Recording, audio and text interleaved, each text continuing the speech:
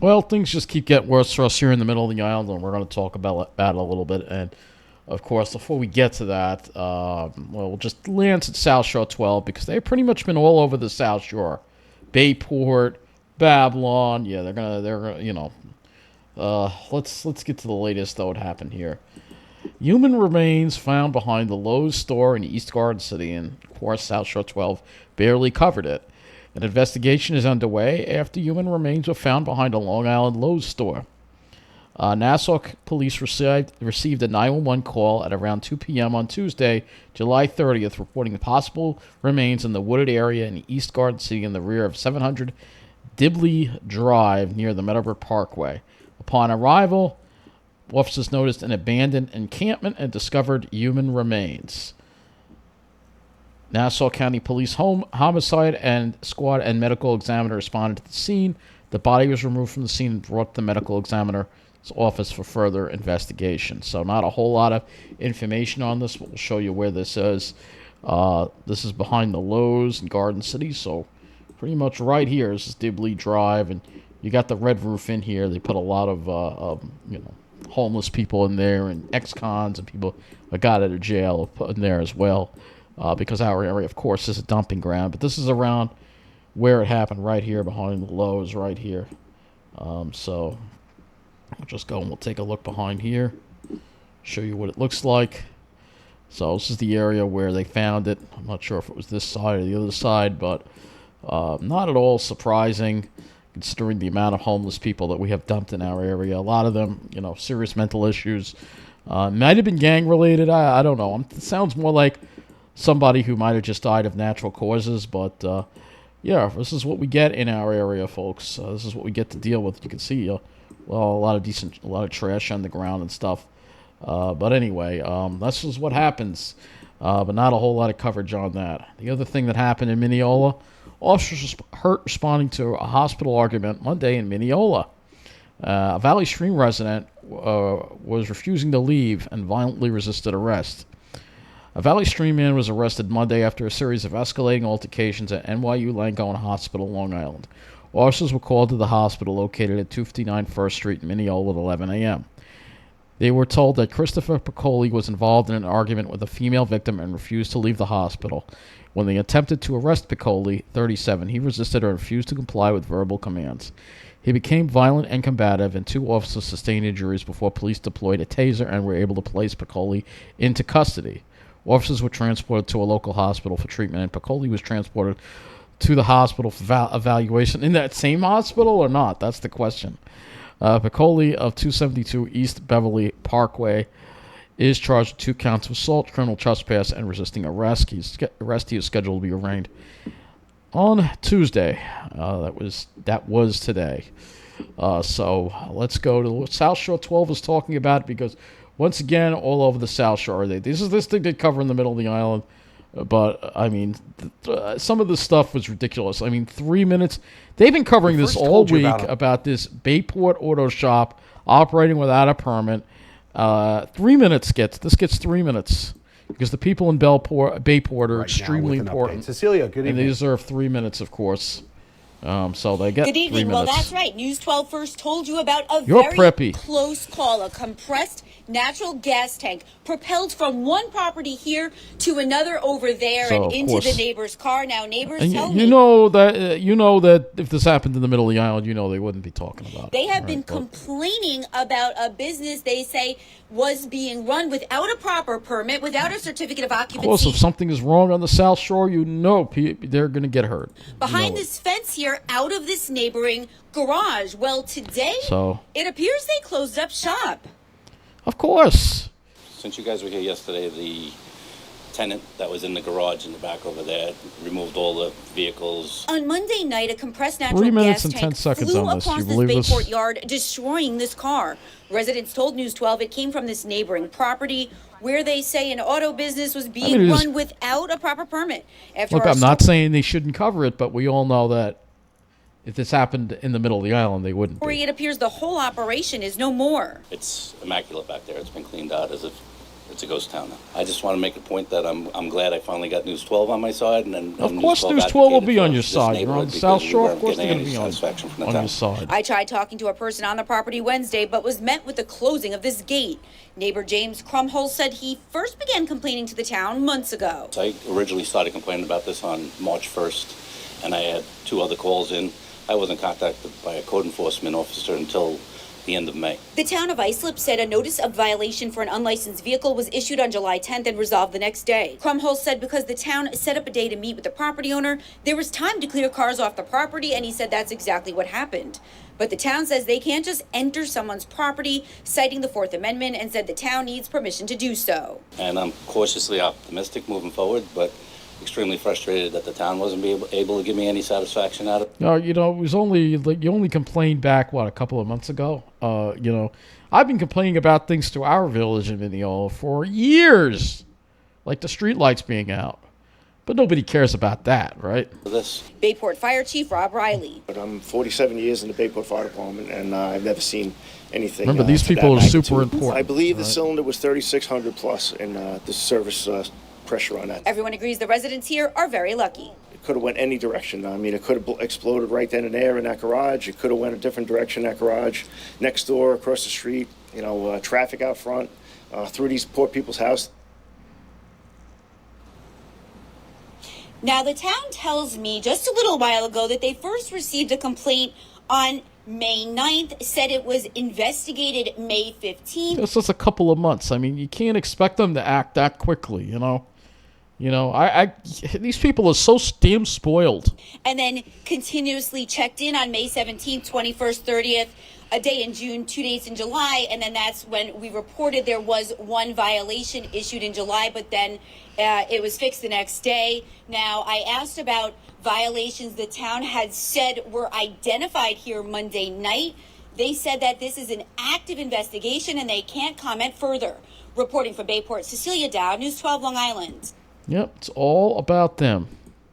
Then the next story. Scammers cause ticket trouble for patrons at Argyle Theater in Babylon. Scammers are taking advantage of that. Local theater owners tell us they have seen a scourge in ticket troubles. News 12's Krista McNally has the story.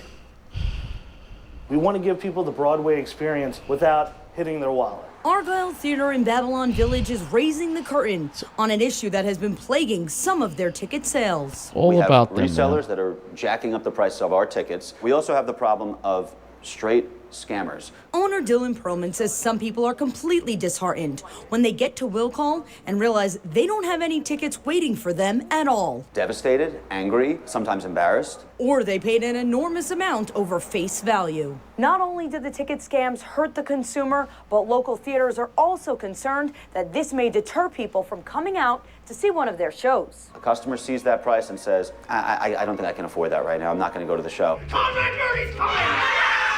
The Argyle Theater is selling tickets for Friday's production of Bye Bye Birdie for $85 max. But on some resale websites, the tickets are listed for over $1,000. The Better Business Bureau says there are ways to avoid being scammed. If you're thinking of a local venue, go to the official site. See what they're charging for the tickets. See if what you're seeing elsewhere matches that. So look at the women. Local theaters say the show must go on. 1 minute and 30 seconds on this. You guys are all set. Buy directly, buy at face value. You don't need to be paying these crazy inflated prices. In Babylon, Krista McNally, News 12 Long Island. And remember, the people in Babylon are really super important. So, of course, they're going to get there 1 minute and 37 seconds. But if we go and take a look and see if we can find the story on the, they even have it. Yeah, here we go. Human remains found in Uniondale. So they're calling it Uniondale. Look at that. Only 15 seconds. Sorry. Detectives say they made the Only discovery 15 behind seconds. the Lowe's on Dibbliee Drive. Actually, 14 they say seconds. The remains were found this afternoon even go to in a 20. wooded area near an abandoned encampment. A cause of death has not been released. So that's all we're worth here in this area. We're not worth, we're not worth anything. The next story that I have for you is, if I can find it. Here we go. Channel 2. Yes, the South Shore 12 didn't even cover this, folks, but sometimes the New York City stations will cover this. A robbery outside a Long Island bank in Hicksville. And again, Central Nassau doesn't count for anything. Here at 6 with a brazen robbery this morning. Thanks to WCBS for at least covering this. In a bank parking lot in Hicksville in Nassau County. And the victims say their hard-earned money was simply stolen. Jennifer McLogan covers Long Island, and she has this exclusive story. This hardworking couple making a weekly deposit from their local business were victims of a harrowing robbery, Nassau police confirm. Ambushed outside a Bank of America in Hicksville.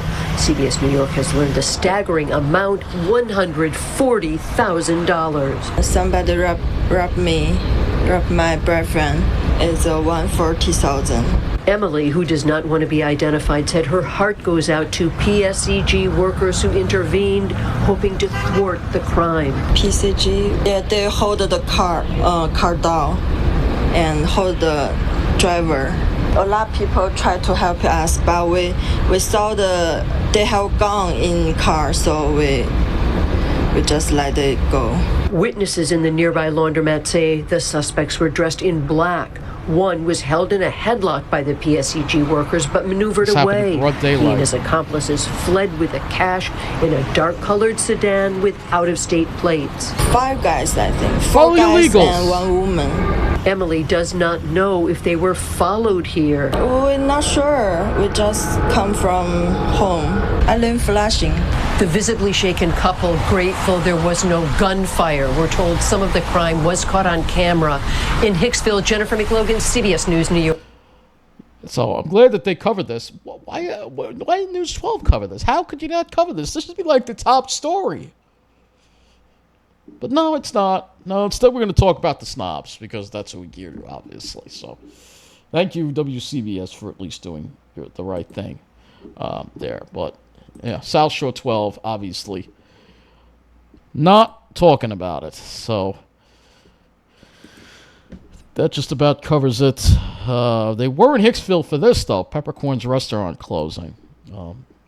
Interesting that they do cover this. Beloved Hicksville restaurant, Peppercorns, is going out with a bang. There's live music, a buffet, and all the tables are booked. News 12's John Dowding is at the Longtime Eatery right now. And John, this is definitely a bittersweet night for the community.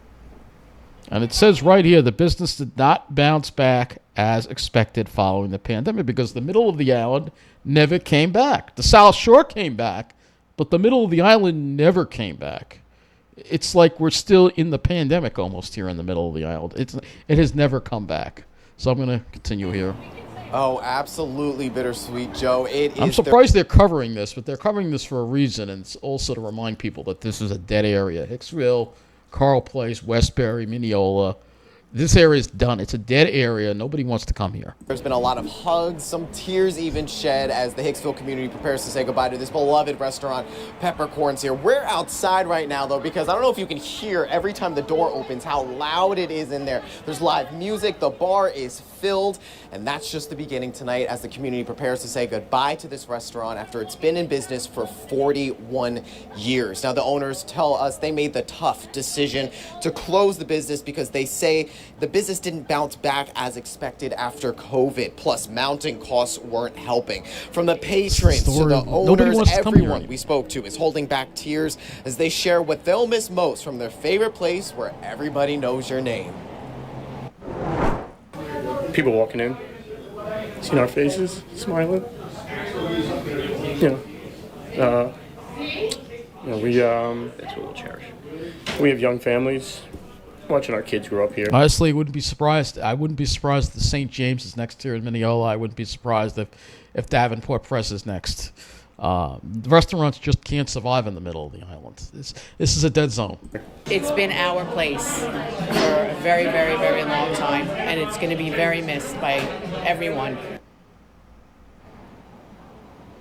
Definitely a lot of emotions here tonight, and just another reminder of how important this place is here to the community. Every single table is booked tonight. Now it is. And again, one of the last messages the owners say that they're sharing with the community tonight is a simple one.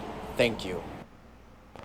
So there you go. Just the story of what goes on here on Long Island. You know, if you want to be somewhere that matters, well, you got to be on the South Shore. You know, if you're in this This area here, the middle here, forget it. You know, it's take out the paint tool again, and we'll show you. You know, people are leaving, places are closing. You know, this is all going. It's all going, and people don't want to come. The only thing that's coming is poop. That's it. More problems coming to our area. That's it. That's it. It's not a very good drawing. But you know, this is what it is, folks. At Floral Park, you too. This whole area is done. That's it.